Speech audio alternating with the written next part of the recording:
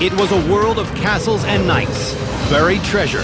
But this was no fairy tale. It was a nightmare that lasted 1,000 years. Going under or going over, but taking the castle. In Europe, after the fall of Rome, it was kill or be killed, and the underworld was the key to survival. You had to go into the ground in order to protect yourself.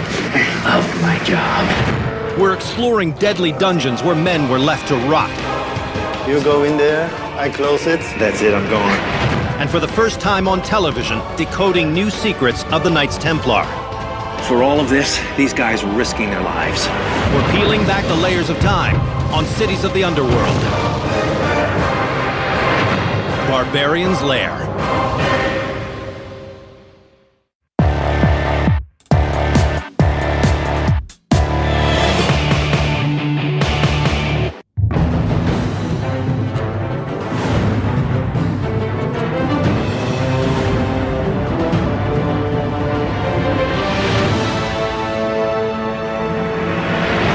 I'm Don Wildman, and I'm smack dab in the center of Western Europe, in Luxembourg City, scene of 1,000 years of barbaric warfare.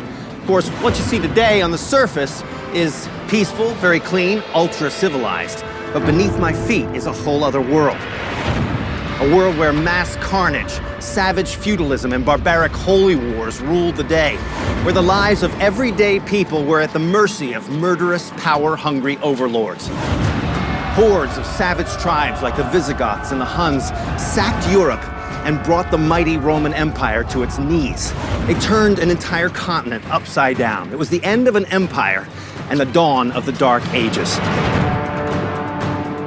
When Rome fell in 410 AD, the entire empire lost the engineers and technicians who built and maintained roads, buildings, and aqueducts. The world literally collapsed around the people of Europe.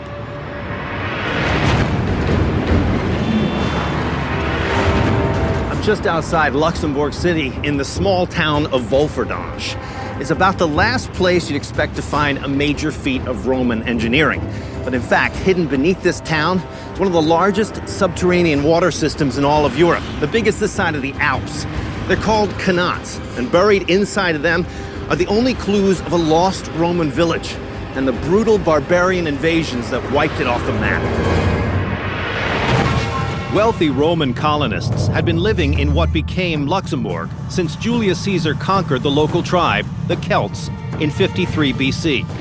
But at the end of the 4th century, a savage barbarian uprising spread across Europe. Entire settlements were wiped out, and eventually Rome itself was sacked and looted. But one remnant of Roman glory survived here, the subterranean channels known as the canals.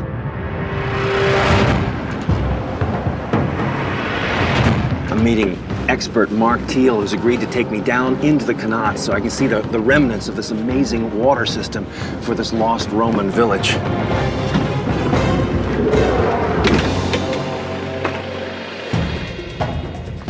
Mark. Hi Don, welcome to the Radspritze. Thank you very much. So this is the location of the canal. This is the location of the canal. Actually, we might just be stepping on the canal. In the 4th century AD, this landscape was dominated by a palatial Roman villa whose owner enjoyed arts, engineering, and luxuries like running water. But 200 years of civilized life here was wiped out in a heartbeat when the empire fell. You brought a crane in the middle of the woods? Well, we had to. These canals were designed to hold water, not people. So getting down into one requires some 21st century engineering.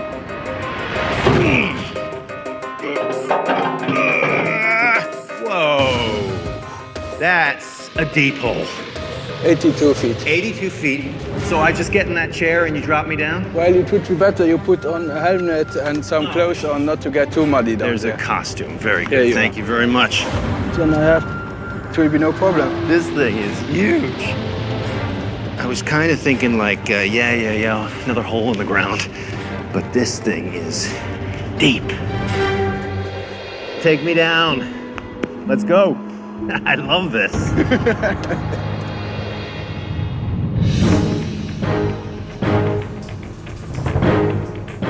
Then at some point it turns from modern Luxembourg into ancient Rome, just like that.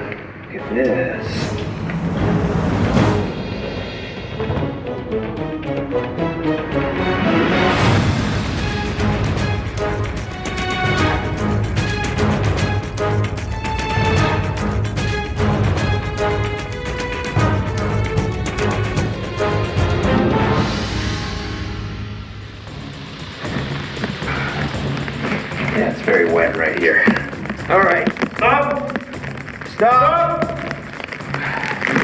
We're in. The torrential rain all coming down. All right, come on down, Mark. Untended and unused for nearly 2,000 years, these qanats are still collecting water. The last repairs done down here date to 370 AD, the year the Romans above fled the barbarian hordes bent on slaughter. It's in incredible shape. Well, yeah, it's solid sandstone. At least it's its part. And so we're how deep here? But well, here we are 25 meters beneath the ground, so that will be 82 foot. Almost 80 feet down below the earth. All right. But it will go deeper.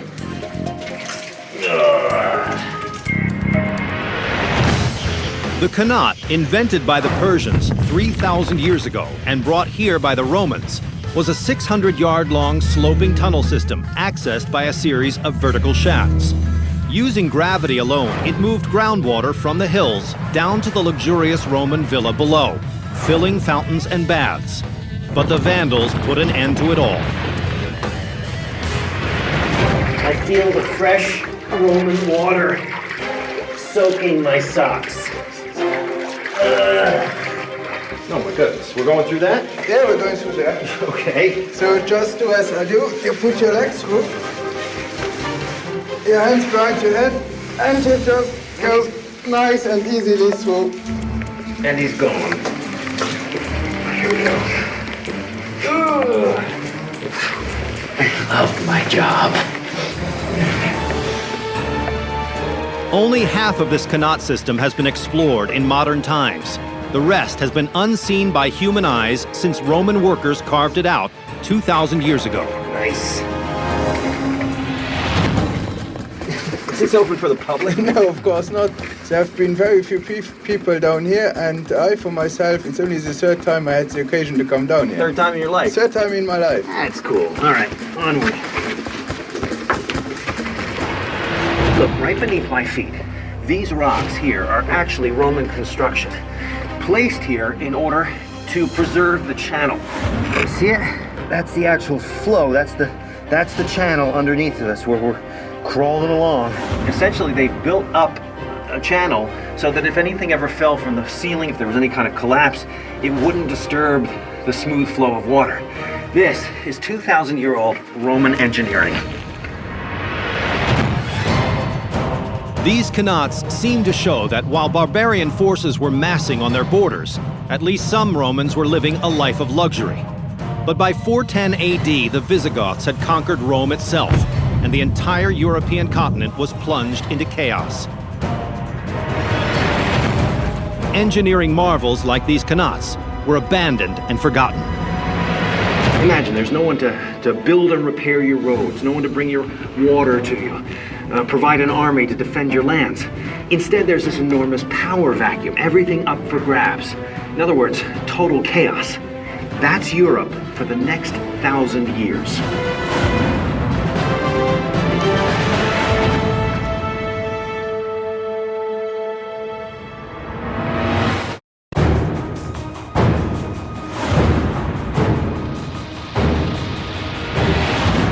By the 14th century, about 900 years after the fall of Rome, Europe was a holy mess of brutal feudalism, vicious infighting, and rampant disease. The plague was devastating Europe, ravaging millions. While the world was being ripped apart, a secret society was trying to put it back together from the only place it could, the underground. If you wanted to survive the bloody horror that was Europe after the fall of Rome, you needed protection. Strongholds, castles, city walls. You needed stone. Quarrying became an essential and powerful industry. Maastricht, a little town sitting on a wealth of limestone, became the heart of a big medieval business, supplying stone to the true superpower of the 13th century, the Church. As the only real unifying force in Europe, the Church had the power to brand anyone a heretic and condemn them to death and damnation.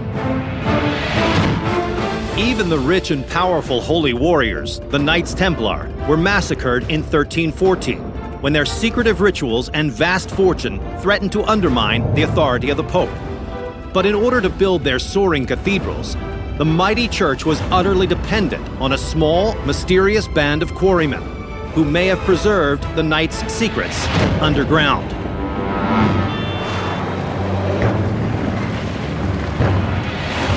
I'm on my way to this massive underground lair that may hold clues to the hush-hush initiation rites of medieval quarrymen. I'm meeting with this guy named Jaco Silverton. He's one of the foremost experts on literally hundreds of quarries that are in this area. And he's taken me to the biggest and best of them, St. Petersburg Quarry. Jaco, how you doing? Nice to meet you. You want to go into the caves? I do, in fact. So the original system, when you put all the passages behind each other, it would be about 300 kilometers. Jeez. So that's one of the biggest, in medieval times, would be one of the biggest human enterprises in the Western world. So the cave entrance is in there? Yeah, it's in the forest. Castert Quarry. Yeah, you can feel the air just changed right here. Don't do this at home. Look at this. So we're not allowed to go into this place, but if we sneak in that hole over there, we can get in. This hidden lair contains clues preserved for 700 years that may link the quarrymen here to the Knights Templar. Watch your head.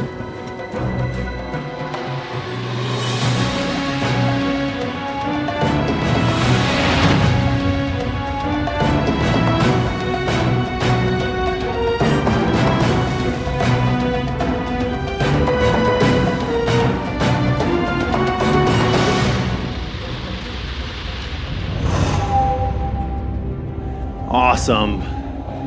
It's just enormous. And this is just the beginning. In the 13th century, only a select few knew how to produce the limestone building blocks vital for constructing castles and cathedrals. The mines these quarrymen dug also became their secret headquarters, and the authorities suspected something more sinister than just stone cutting was going on, out of sight in the underground. If you look up there, Yeah. that's the first level of extraction. So in medieval times, when they would open a quarry, they would start with a passage that was about 2 meters high, like a man could stand up, basically. Right. Using picks, the quarrymen would dig out a narrow channel, just big enough for a man, about 6 feet into the rock. From the channel, they would use saws to cut out large, even blocks, working their way down. After years of digging and excavating, the original quarries measured a total of over 185 miles. We know that the Egyptians used exactly the same techniques for digging stone out, building pyramids. And basically, after the Egyptians, this was the first time in history when in these amounts of stone and buildings were erected. Why is that? So you're saying that people lost the knowledge after Yeah, the especially after the Romans left. So these are very sophisticated techniques that they have that they Yes. learned from where? Well, we suspect that they brought it home from the Crusades, and they probably brought back, especially the famous Templars, Knights Templar, who built these huge Crusader castles. Could these man-made caverns house the long-lost legacy of the Knights Templar? We know the Knights came back from the Crusades in the 12th century with valuable knowledge collected from Muslim scholars and engineers, at a time when their own repressive church often viewed science as heresy. By the time many of these quarries were dug, the Templars had been rounded up and slaughtered, but their valuable trade secrets, like techniques for stone cutting and forbidden rites and rituals, may have survived, quietly passed on for generations. Here, 30 feet beneath the modern town, we found possible evidence that the quarrymen of Maastricht were descendants of the Templars. The fact is, we find symbolism here used by the Knights Templar. This is a Knights Templar temple. Yeah, it's very hard to say. I really would like to believe it. Because they were so secretive, the Templars' traditions are among the world's great ancient mysteries. Just gotta bring some light over here. But an extraordinary discovery by our crew revealed further evidence of Templar activities, hidden in the dark for centuries. Yeah, right there. You see that? Oh, wow. This is wild. We're doing lighting down here to get some shots for the show. Yeah. And this is very cool because this guy's seeing things down here that he's never seen before, because he's normally only here with a gas lamp. And he found some new marks. What did you find? Oh, I found all kinds of things. We see all kinds of inscriptions we normally can't see because we don't have light enough. Like what? So we can see survey points, we can see pentagrams, which are mystical signs the quarryman would place for good luck. Authorities above ground suspected these secretive men, living and working down in the devil's domain, were up to no good. But they needed the stone too much to actively interfere. Instead, local monks invaded their sanctuary and added their own graffiti, warnings against the behavior they thought was going on down here. Here's another one. It's sodomy. Where? Here, it's very nice. Oh yes, well that would be sodomy right there. That's sodomy. That would also be bestiality. Oh, bestiality. That's not good. That's a bad It's a sin. bad sin. There was somebody at the surface who wanted to tell the people underground to watch their loose morality. The quarrymen left their own messages behind, self-portraits untouched for over 500 years. So this is how the quarryman would have looked around 1470 AD. This is what they thought about him. He was a jester. A jester. And the jester in medieval days was the only one who could tell the king he was a fool. I see.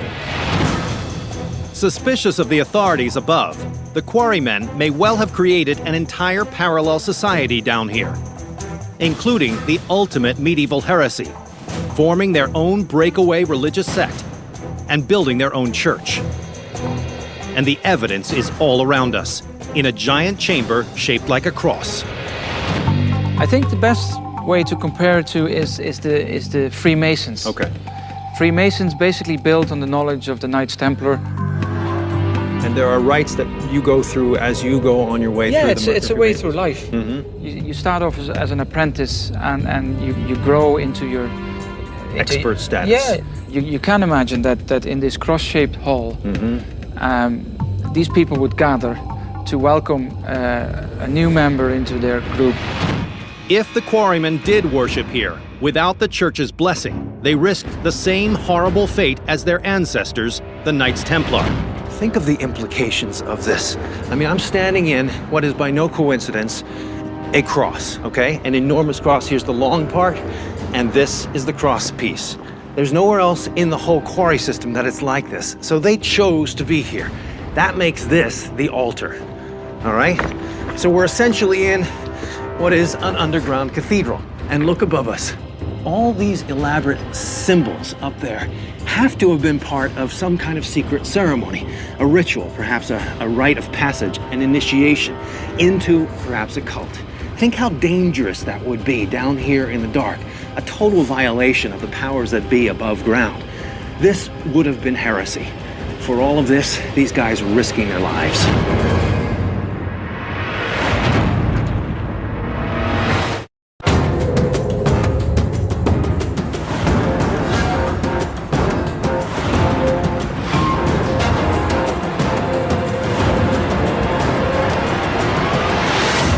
Europe suffered centuries of barbaric tribal warfare. Every castle, clan, and kingdom fought for every inch of land.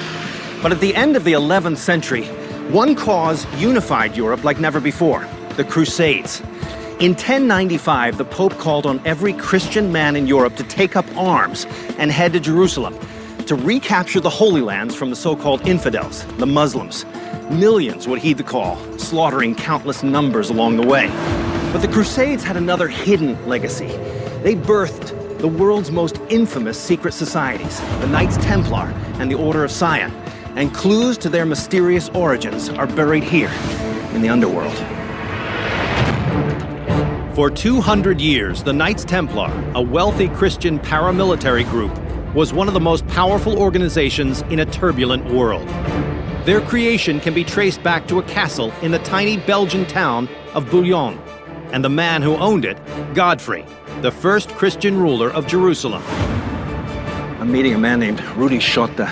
He's taking me in a tunnel under that structure up on the hill, Bouillon Castle, the European heart of the First Crusade, and the place where the Templars themselves would have worked.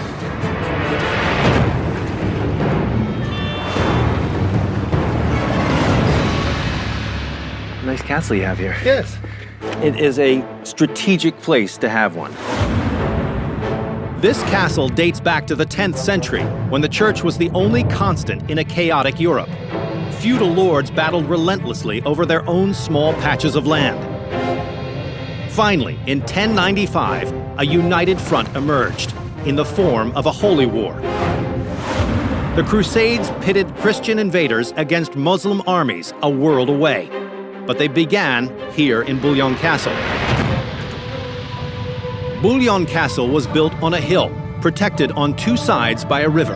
And much like the Pentagon today, it was built with 3 layers of defensive walls, each connected by a drawbridge. The third and final line of defense was a dry moat, some 30 feet deep, that was booby-trapped. In an emergency, the drawbridge would go up, and the moat could quickly be filled with water. Without these state-of-the-art safeguards against turbulent times, Godfrey could never have survived long enough to march on the Holy Land.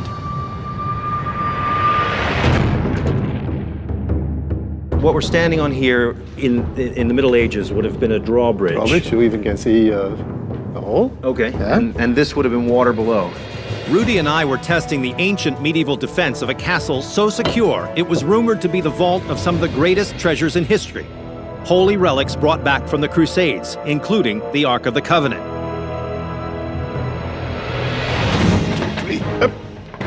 Right down there? Okay.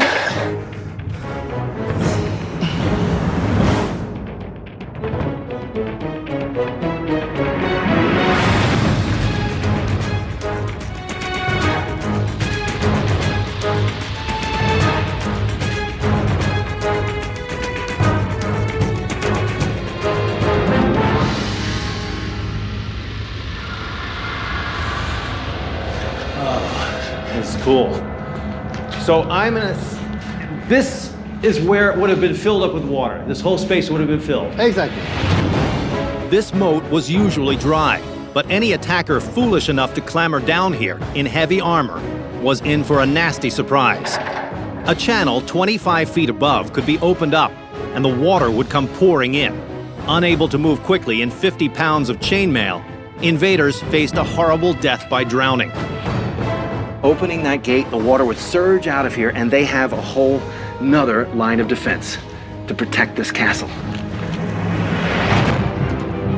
Once we crossed over the moat, we worked our way deeper into the castle, along a winding corridor into the lowest level of the structure.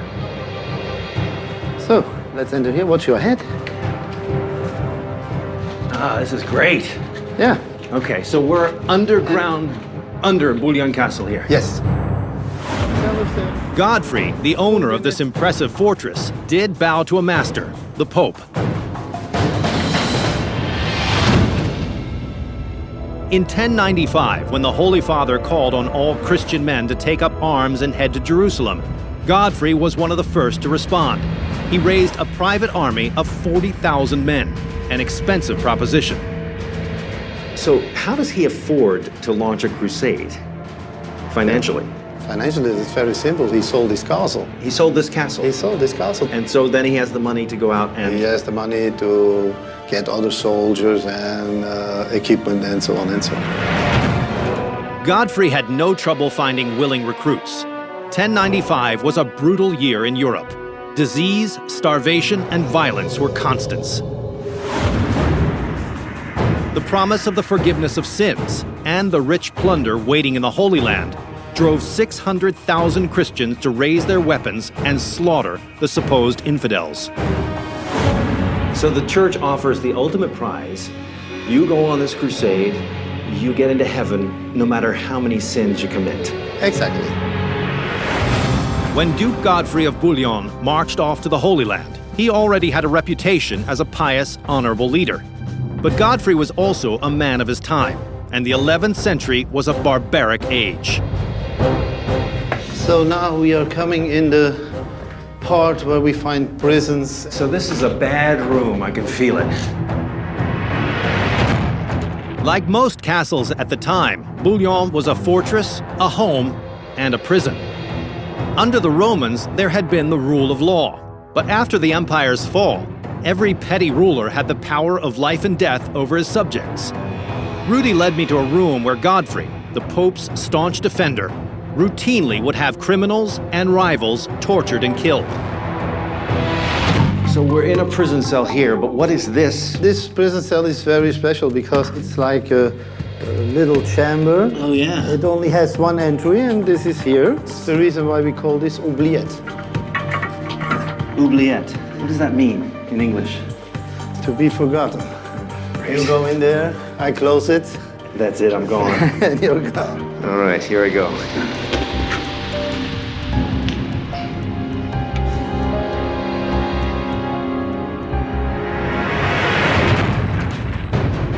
Prisoners thrown into the oubliette never came out again. They died slowly of thirst and hunger. This was 11th century justice. This is so creepy. I mean, it's really gruesome to think of these prisoners brought down here in the dark. To think that the man in charge of this castle is off fighting a war for God, a crusade to reclaim the Promised Land. And back at home, in his basement, there's somebody tortured to death. Duke Godfrey conquered Jerusalem in 1099. But 1 year later, he died of the plague in the Holy Land and never returned to reclaim his castle.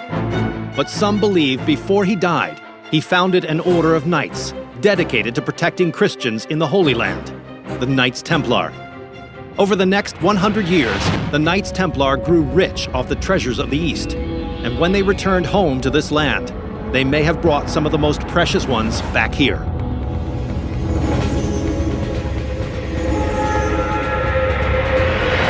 Rumor has it the Knights Templar rescued the Christian relics from the Holy Land and brought them to Europe. That's a good rumor. I think you can say probably positive. They could be right in this castle. Well, could be. I don't know. It may only be a legend, but some believe that the Knights Templar concealed the Ark of the Covenant and the Holy Grail here, in the castle that bankrolled the Crusades. It's incredible to think how central this man, Godfrey de Bouillon, was. He is chosen to lead the first crusade that retakes the Promised Land, conquers Jerusalem. He sanctions this group called Poor Knights of Christ, which becomes the Knights Templar. So it all comes back to this man, Godfrey de Bouillon. It all comes back to this castle.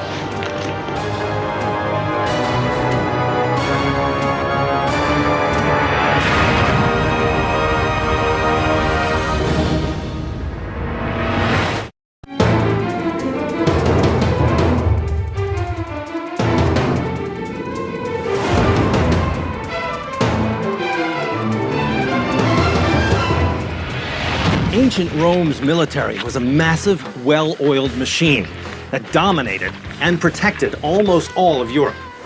So when Rome fell, Europe went from being a single unified empire to thousands of small feuding towns. The threats were everywhere. Viking raiders to the north. The village next door to you could be your worst enemy.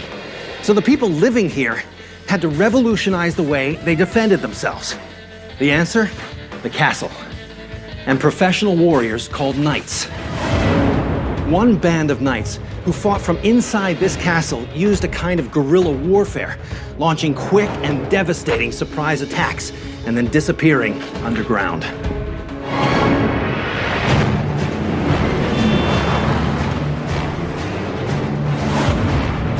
In the 13th century, if you were a peasant, your life depended on your local nobleman, his castle, and his cunning. Valkenburg Castle, in the middle of a mountain pass between Germany and the Netherlands, was home to the ultimate in medieval warcraft. One of the few people who knows the secrets of the legendary Ghost Knights of Valkenburg was my guide, Jaco Silvertant. So where are you taking me here? Well, Don, I'm taking you to the underground passages of the Castle of Valkenburg. Okay. Yeah, and the passages are very concealed. The best way into the Ghost Knight tunnel system are the exit points, hidden in the woods over 200 yards from the castle. These crumbling ruins are usually closed to the public, but we had special permission to enter. Oh, wow. Look at that. Well, it's very dark in here. You got the key? Yeah. Okay.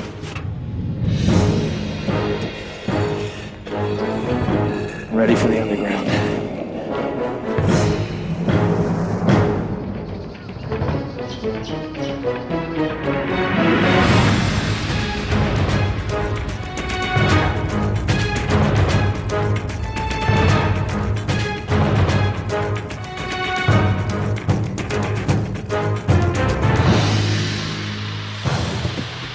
Welcome to the realm of the Ghost Knights.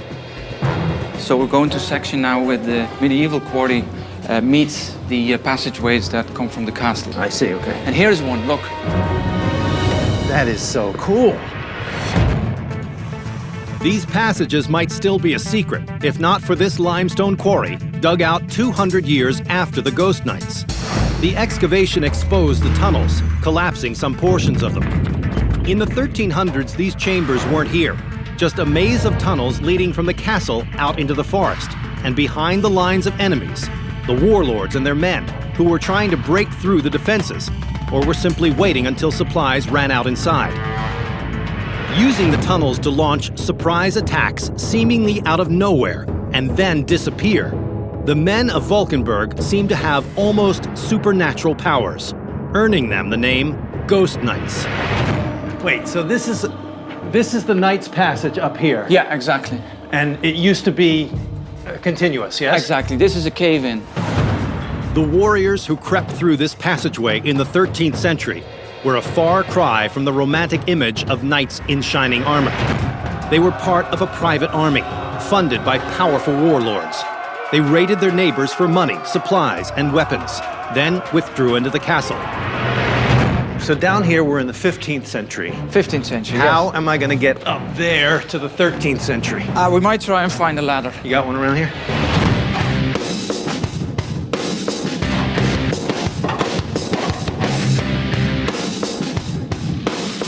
So far, so good.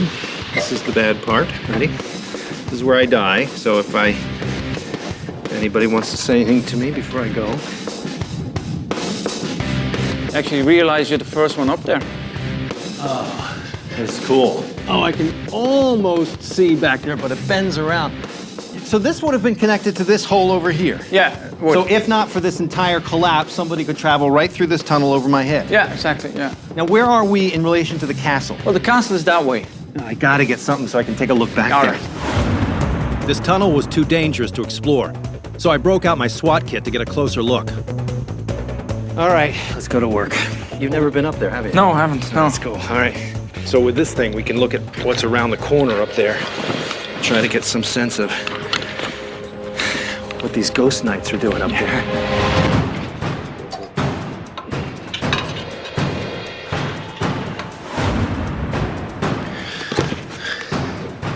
Oh, this is amazing. They have dug out all of this.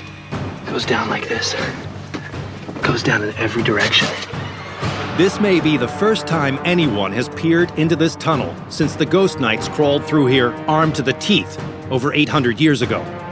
This is the tunnel dug by the Ghost Knights back in the 13th century in order to surprise attack these guys behind the enemy lines. Imagine you're in the middle of a medieval siege warfare. I'm a knight, but now I have the means to attack him by surprise attack. I have the means to attack him without him knowing where I'm coming from. How amazing would that have been in the 12th century? I mean, I'd be a legend.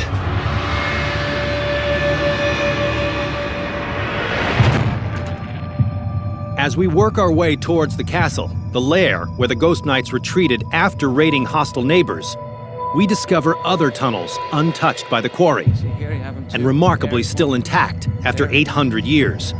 The castle had other defenses too. Cutting-edge medieval battle tech, like grenades filled with burning oil. Their rivals fought back with catapults, flinging everything from rocks to dead animals that could poison the castle's water supply. And when all else failed, the enemies of Valkenburg brought in their own diggers and hastily scratched out tunnels, hoping to seize the castle from below. So we're still in a tunnel here. We're still in a tunnel. The difference is this tunnel was made by the enemy. Okay. We can tell that this is a countermine because you can see here, for example, that they used to work fast. This was not done for space. This subterranean cat and mouse game went on for decades, but the castle only fell when the Ghost Knights lost their leader in battle in the early 14th century. This is one dead-end tunnel, and over here, another dead end. So these guys are probing and trying to dig underneath the castle. Each enemy was besieging each other's kingdom. Going under or going over, but taking the castle.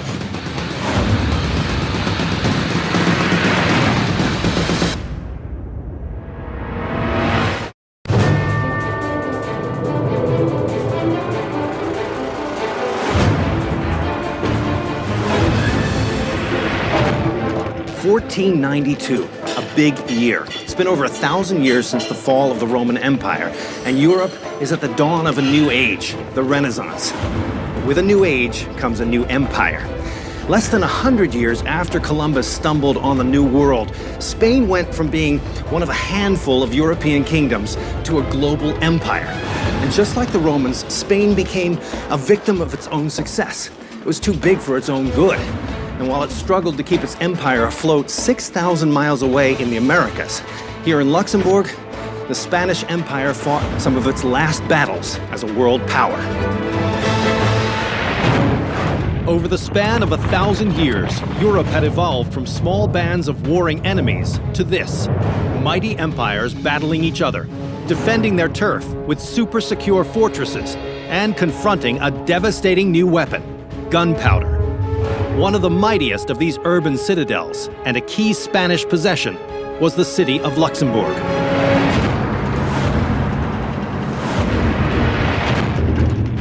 I met up with fortress expert André Bruns in the public park that was once part of the impregnable city defenses that evolved over 900 years. So all this is fortress. I see a 10th century castle there. We are standing on a structure built in 1673, which is called Fort Barbarian. André was leading me down into an area closed to the public, the secret 17th century defense tunnels running under the modern city. Go down. One more look. Oh, I love it.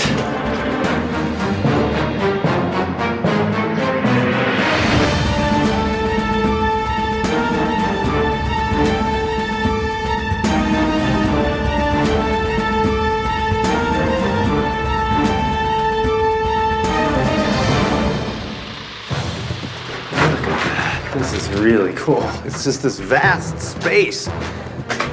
So we're inside the walls, actually. Yes. So this is classic fort design. You built tunnels within the walls so that your troops could move around within them. That's right. Over 300 years ago, violent times called for a serious defense system that would shore up city fortifications dating back as far as the Middle Ages. Ringing the outer wall were 7 separate, smaller fortresses like this one, a central tower, or keep, surrounded by an outer wall with tunnels or galleries inside it. This configuration was designed to withstand not arrows and catapults, but cannons. On top of each keep was an artillery platform, so defenders could return fire.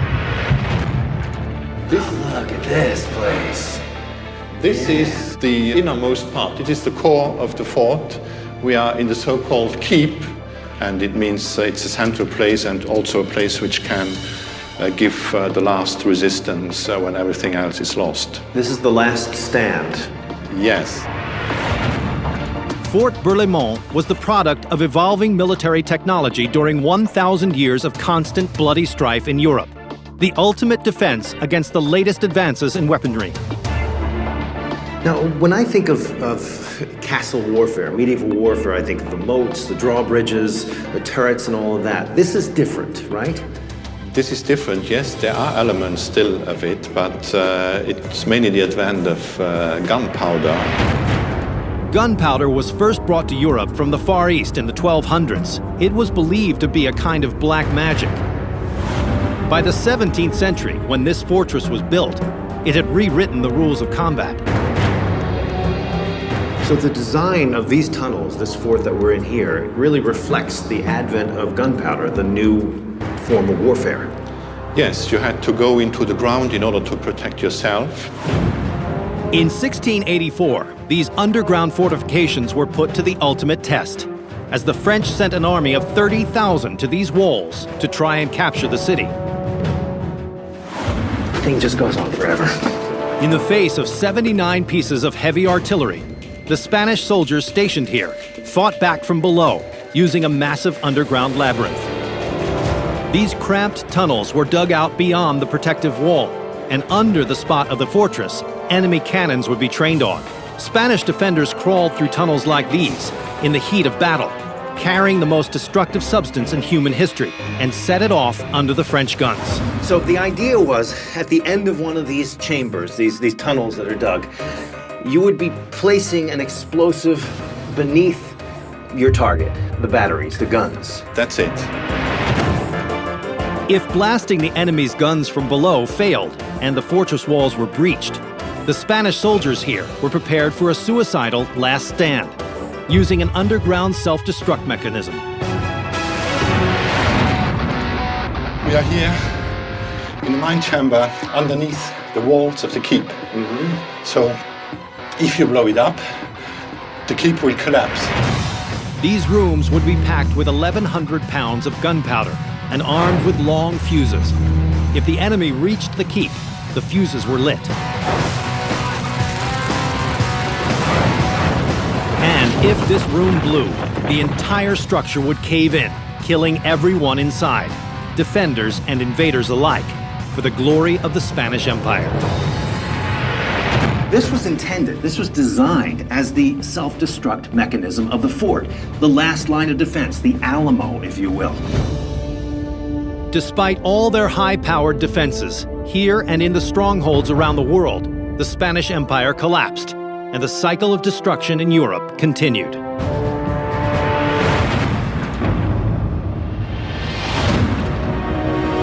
Rebuilding civilization on this dark continent was a brutal, violent, and painfully slow business that took over 1,000 years.